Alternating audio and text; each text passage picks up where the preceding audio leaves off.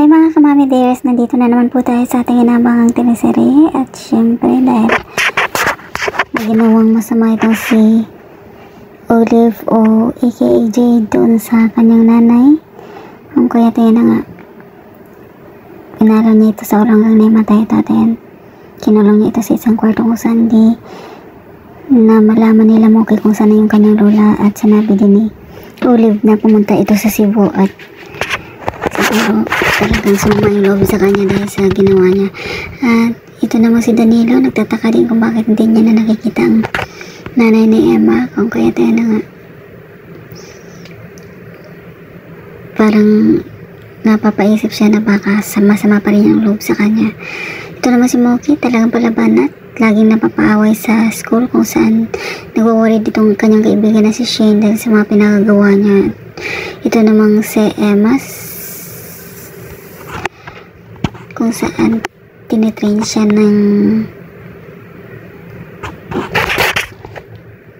lalaking tumulong sa kanya at tinutulungan siya nito para makabangon at ayun na nga, tinuturuan niya ito ng self-defense kung darating daw yung panahon na magkita itong si Jade at si Emma, at least kahit paano alam niya na kung paano niya ipagtanggol ang kanyang sarili.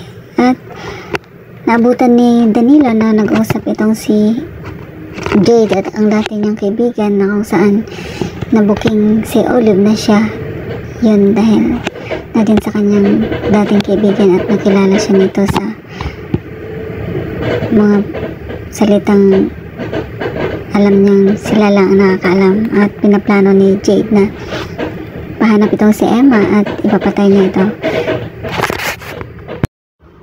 Nabutan ni Danilo na pinag-usapan nila Jade itong si Emma, kung kaya sinabi nito na gusto lang ipahanap si Emma kasi baka daw yung nangyari sa kanya, gusto niya malaman kung ano na yung sitwasyon ni Emma, pero sinabi ni Danilo na wag na lang daw